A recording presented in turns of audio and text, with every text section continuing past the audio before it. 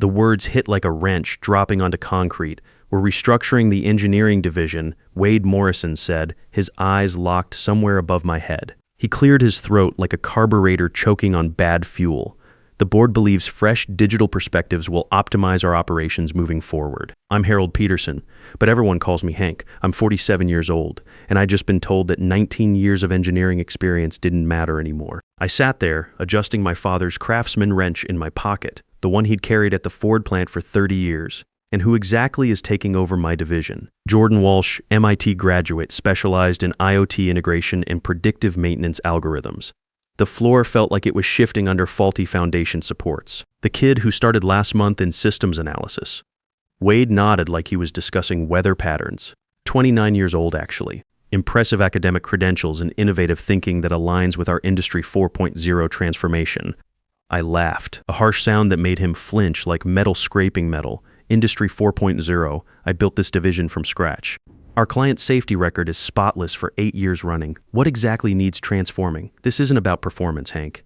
He slid a folder across his desk like passing defective parts down an assembly line.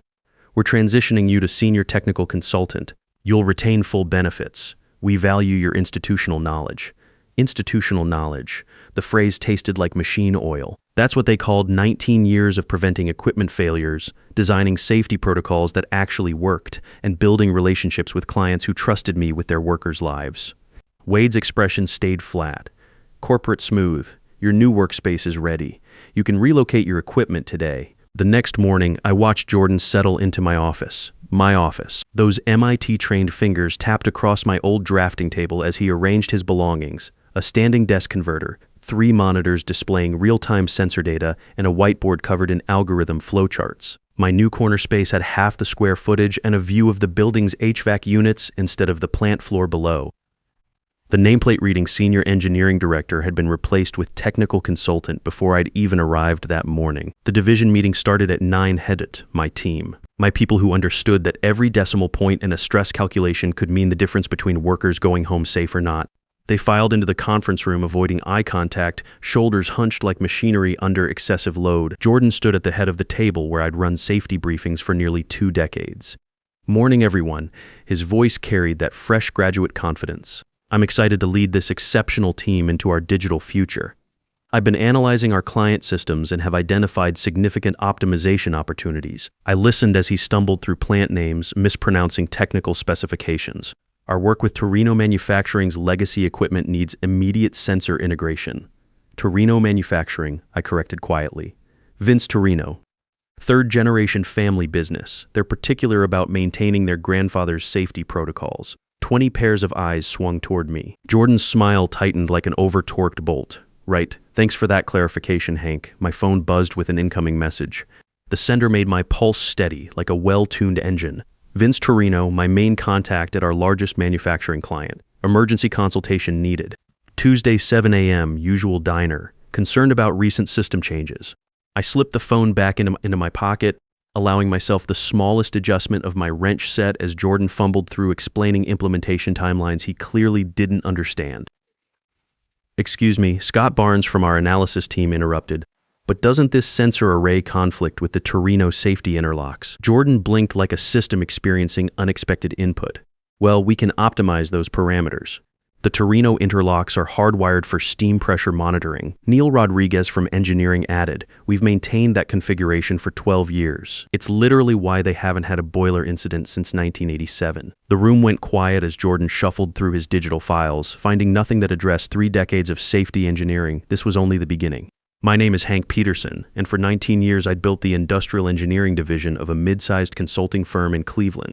Started as a junior draftsman and worked my way up through determination and an understanding that in manufacturing, mistakes don't just cost money, they cost lives. I knew every client's equipment like I'd assembled it myself. I remembered plant supervisors' kids' names, maintenance schedules, and the stories behind every safety modification we'd implemented. I was 47, with the first gray threading through my brown hair, earned through late nights preventing equipment failures and early mornings investigating near misses. My son Brad had grown up watching me review technical drawings at the kitchen table, postpone fishing trips for emergency plant calls, and miss Little League games when a client had a crisis. "Just until we get this system stable," I'd always promise. The systems were never stable for long. The signs of my removal had been subtle at first. CEO Wade Morrison started including Jordan in engineering reviews without explanation. My project assignments disappeared from the system. Database glitch, IT claimed. Designs I'd developed were suddenly reassigned for fresh algorithmic analysis. I should have seen the pattern. Wade had been pushing the company toward younger demographics.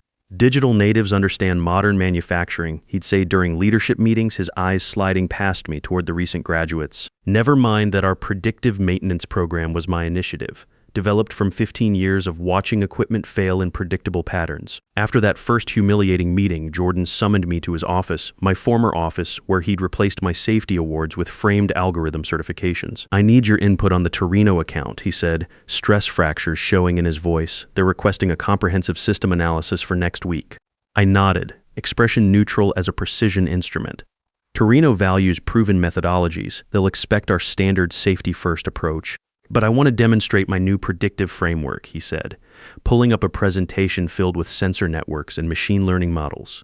I watched him scroll through it, noting 6 critical assumptions that would violate OSHA requirements and potentially override safety interlocks that had prevented accidents for decades. "This is certainly innovative," I said carefully. "You don't think it's viable?" He frowned. "It's not about my opinion. It's about what works with this particular client's infrastructure." His eyes narrowed. "Wade hired me to modernize our approach, Hank. This company needs digital transformation." The subtext was clear as a blueprint. "Your methods are obsolete." That night at home, I sat at my kitchen table, laptop open, a cup of coffee cooling beside me. My wife, Linda, found me there at midnight, still staring at equipment specifications. "Rough day at the plant?" she asked, using our old joke from when I'd worked factory floors. I looked up at my wife of 22 years, her face concerned. "They replaced me with a kid who thinks sensors solve everything." Linda slid into the chair beside me. "With someone who's never seen what happens when safety systems fail, apparently experiences a liability now. I'm too established, too focused on legacy thinking." Linda squeezed my hand. "You mean too expensive and too smart for some insecure CEO?" I smiled slightly. "Maybe." "So what's your backup plan?" she asked, pointing to the notebook where I'd been sketching ideas. I looked down at the preliminary business plan I'd been developing. "I'm working on it." "Good," she said firmly, "because you taught Brad never to let anyone undervalue what you've built." The next morning, I arrived early before the day's shift. I sat at my reduced workspace, organizing technical files when Jordan rushed in, already looking overwhelmed. "Morning," he said tersely, barely acknowledging me as he headed straight for his office. Through the glass, I could see him making frantic calls, gesturing like someone trying to explain a system failure they didn't understand. At exactly 8:15, my phone lit up with a message from Neil in engineering. Emergency meeting called. Torino threatening to terminate contract after reviewing Jordan's sensor implementation plan. I tucked my phone away and continued organizing my files, the weight of my wrench set steady in my pocket. 3 minutes later, Wade himself appeared, walking fast toward Jordan's office. "Where's the Torino safety documentation?" he demanded loud enough for me to hear through the glass. I kept working quietly, pretending not to notice the crisis developing around me like pressure building in an unmonitored system.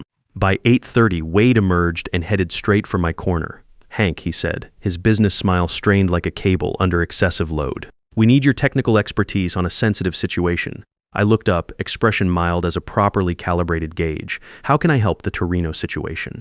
"There's been some confusion about our system recommendations. Confusion about safety protocols," I asked, maintaining direct eye contact. Wade's smile tightened. "Jordan introduced some efficiency improvements. There's been pushback. That's concerning. Safety systems aren't typically areas for efficiency experiments. We need you in the emergency meeting. You know Vince Torino better than anyone." I nodded, gathering my technical notebook. "Of course. Happy to provide consultation." The conference room felt like a pressure vessel about to fail when I entered. Jordan sat at the head of the table, face pale as primer coat, Wade beside him. The speakerphone connected us to Vince Torino in Cleveland. "We have Hank joining us now," Wade announced to the phone. "Hank." Vince's voice immediately warmed like a well-maintained engine finding its rhythm. "Finally, someone who understands our operation. What the hell is going on over there?" "Morning, Vince," I replied, slipping into the technical discussion I knew he valued. "How's the new apprentice program working out? And how's your son, Tony, doing with the welding certification?" "Excellent. He just passed his structural certification." Been asking about your Brad, heard he graduated engineering? I could feel Jordan staring as I navigated the relationship with the ease of 12 years of partnership, gently steering Vince back to his concerns about the proposed system changes, explaining the miscommunication and assuring him that proven safety protocols would remain unchanged. By the call's end, Vince was satisfied. This is why we trust Peterson Engineering. You understand that some things shouldn't be fixed if they're not broken.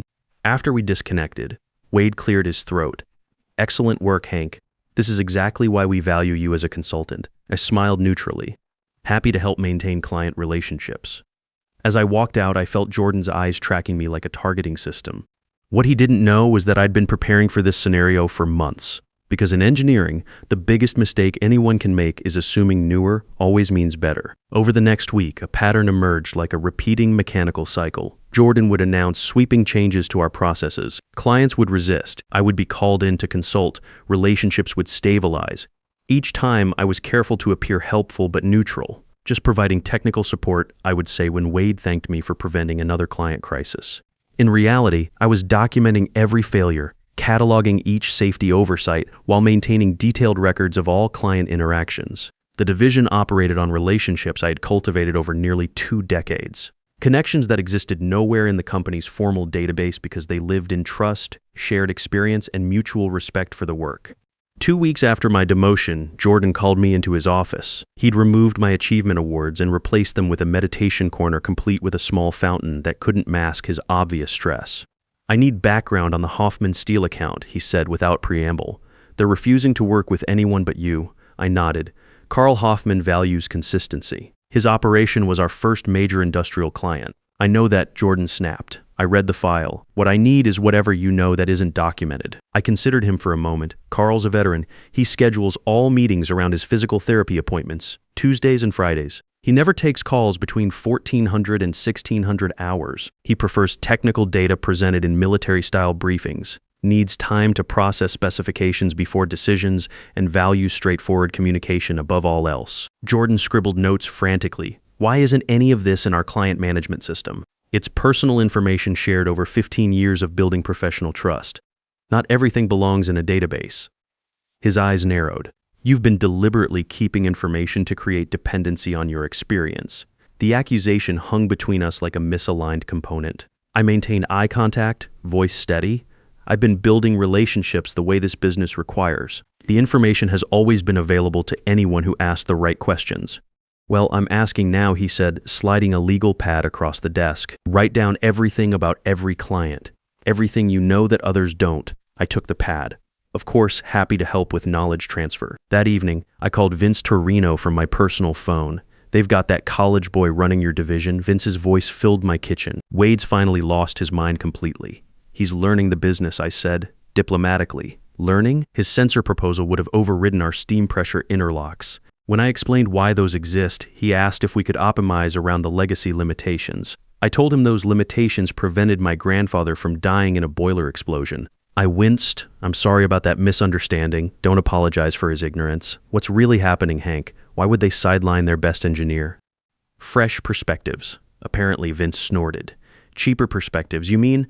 Our contract renewal comes up next quarter. I hope they don't expect the same partnership without you running things. I made a non-committal sound. I'm still with the company as a consultant. For now, Vince said knowingly. Let me guess, they'll phase out your position once they think they've extracted everything you know. The conversation shifted to his son's progress in the apprentice program, but Vince's insight lingered. He wasn't wrong. My consulting role was clearly temporary, a convenient way to download my knowledge before discarding me completely. The next morning, I handed Jordan my client documentation, a carefully edited collection that included everything generally known within the team, but omitted the deeper personal insights that made relationships truly valuable. This is everything. Jordan flipped through the pages, frowning. The technical essentials I confirmed. The rest develops through time and relationship building. He muttered something under his breath that sounded like convenient before dismissing me. That afternoon, our team gathered for the monthly progress review. I sat in the back, observing as Jordan presented his vision for systematizing our client approach. We need standardized protocols, he announced, displaying rigid flowcharts of client interactions. Too much of our current methodology depends on individual relationships rather than scalable systems. Scott Barnes raised his hand. Won't that undermine the personalized service our clients expect? Personalization can be systematized. Jordan insisted. We'll create comprehensive client profiles and automated response protocols. I watched my team exchange glances. They understood what Jordan didn't, that our clients valued human connection and technical expertise above algorithmic efficiency. They stayed with us because we remembered their operational histories, their safety concerns, their family businesses' legacies. No database could replicate decades of earned trust. After the meeting, Scott lingered by my workstation. "This is going to fail spectacularly," he whispered. "Change can be challenging," I replied neutrally. "That's all you have to say." Scott looked incredulous. "You built this methodology. You're just going to watch him dismantle everything." I met his eyes calmly. "I'm in a consulting capacity now. Jordan has authority to implement his vision." Scott studied me. "You're planning something." I adjusted my wrench set slightly. "I'm adapting to my new role, same as everyone else." "Right?" Scott said, clearly unconvinced. "Well, when this operation starts failing, I hope you've got backup systems in place for the rest of us." As he walked away, my phone buzzed with a message from Vince Torino, "Meeting request denied. New protocols incompatible with our safety requirements." What's happening over there? I pocketed my phone without responding. The stress fractures were beginning to show. By the 1-month mark of Jordan's leadership, client complaints had doubled. 3 smaller accounts announced they were evaluating alternative consulting firms. Team morale plummeted as Jordan implemented reporting requirements that doubled everyone's administrative workload without improving technical outcomes. Wade started appearing in our department more frequently, his forced confidence wearing thin with each visit. I maintained my corner position, completing increasingly meaningless assignments while watching the division I'd built begin to fail like an overstressed component reaching its breaking point. "You need to do something," Neil cornered me in the break room. "Hoffman Steel is threatening to walk. That's a $2 million annual contract." "I'm sure Jordan has a systematic approach," I replied, stirring my coffee. Neil lowered his voice. "The team is updating resumes. Scott has an interview next week." That got my attention. Scott was brilliant, the best systems analyst I'd ever worked with. Losing him would be catastrophic. "What exactly do you expect me to do?" I asked quietly. "I don't know. Something. Anything. You always had backup plans." I looked at him steadily. "Plans take time, Neil. Sometimes you have to let systems reach their failure points naturally." He shook his head in frustration. "While you're waiting for natural failure, we're losing everything you built." As Neil walked away, Jordan appeared in the break room doorway. "I need you in my office," he said curtly. I followed him, noting the new tension in his shoulders, the slight disorganization of his usually precise workspace. "The quarterly numbers are due tomorrow," he said without preamble. "I can't reconcile the performance metrics. The reporting structure isn't functioning." "The structure you implemented 3 weeks ago?" I asked mildly. His jaw tightened. "The structure your team is clearly sabotaging. Nothing correlates. Client satisfaction metrics are failing and revenue projections are worse than projected." I took the reports he thrust at me, scanning them quickly. These weren't signs of sabotage. They were accurate reflections of systematic failure. "These aren't sabotage indicators, Jordan. They're performance data showing the results of process changes. 3 clients have reduced their contracts. Carl Hoffman indicated he may not renew because your people have poisoned him against my methods." I kept my voice level. "Clients respond to changes in technical approach. Relationship management matters in this industry." The relationship approach was holding us back. He slammed his hand on the desk. "We need scalable, repeatable processes that don't depend on individual connections." Wade agrees with me. "Then perhaps you should discuss the reporting structure with Wade." His eyes narrowed. "You're enjoying this, aren't you? Watching me fail while you sit in your corner playing the wise martyr, proving you were right all along." I set the reports down carefully. "I want this division to succeed. These are my people, my clients, but I'm not in a position to direct technical strategy anymore." "Then help me fix this," he demanded. "Take over the quarterly presentation, make these numbers make sense. Show me how to present this data without Wade firing me." And there it was, the leverage point I'd been waiting for. I nodded slowly. "I'll need access to all client technical files again, and I'd like Scott pulled off his current assignment to assist with the analysis." Jordan hesitated, then nodded tersely. "Fine, whatever it takes." "The presentation is at 10 a.m. tomorrow." As I left his office, I allowed myself a small adjustment of my wrench set. The components were moving exactly as calculated. What Jordan didn't realize was that I wasn't playing to win back my old position. I was engineering a much more comprehensive solution. That night, I worked late in the office, long after everyone else had left. With temporarily restored access, I compiled a detailed analysis of division performance before and after Jordan's implementation. The data told a story that no amount of creative presentation could disguise. Scott joined me around midnight, coffee in hand. "So we're saving his career?" he asked. "We're providing accurate technical analysis," I replied, not looking up from my screen. The quarterly presentation unfolded exactly as I had calculated. Jordan stood before the executive team, clicking through the meticulously prepared slides Scott and I had assembled. Each chart told the story of a division in systematic failure: client satisfaction, down 37%, new business acquisition, down 42%, team productivity metrics, showing alarming downward trends across all categories. "As you can see," Jordan said, his voice growing smaller with each slide, "we're experiencing some transitional challenges." Wade's face transformed from mild concern to barely contained anger. "Transitional challenges? This is a complete operational failure. Jordan, what exactly is your recovery plan?" Within 17 days after the quarterly presentation disaster, Wade called me into his office. Jordan sat stiffly in one chair. Victoria from the board occupied another. "Hank, thank you for joining us." Wade began, "In light of recent events, we've been reevaluating our organizational structure. The board feels we made an error in judgment," Victoria said directly. "Your leadership is clearly essential to the division's success. We'd like to reinstate you as Senior Engineering Director." I let the silence stretch before responding, "That's a generous offer. However, I must decline." All three stared at me in shock. "My trust in this organization's leadership has been irreparably compromised," I said calmly. "If professional value is only acknowledged during crisis situations, then perhaps my expertise would be better appreciated elsewhere." I pulled a folder from my bag. "This is my formal resignation, effective immediately. As of yesterday, I've established my own consulting firm. Victoria has already reviewed my proposal." Wade's face reddened. "This is a conflict of interest. My firm operates in advisory capacity across multiple industries. Perfectly legal. My attorney confirmed it." "Your clients will follow you," Jordan said quietly. "Not all of them. Only those who value relationship continuity over corporate efficiency metrics." I stood to leave. "Oh, and Scott Barnes and Neil Rodriguez have accepted positions with my new firm. They'll be submitting their resignations this afternoon." 3 months later, Peterson Industrial Solutions occupied the top floor of a riverside office building with floor-to-ceiling windows overlooking the Cuyahoga River. 12 former teammates had joined me, bringing their expertise in client relationships. Our client roster included 7 major accounts that had followed us, plus 11 new ones drawn by our reputation for relationship-based technical excellence. On a crisp autumn morning, I sat across from Vince Torino at our usual diner.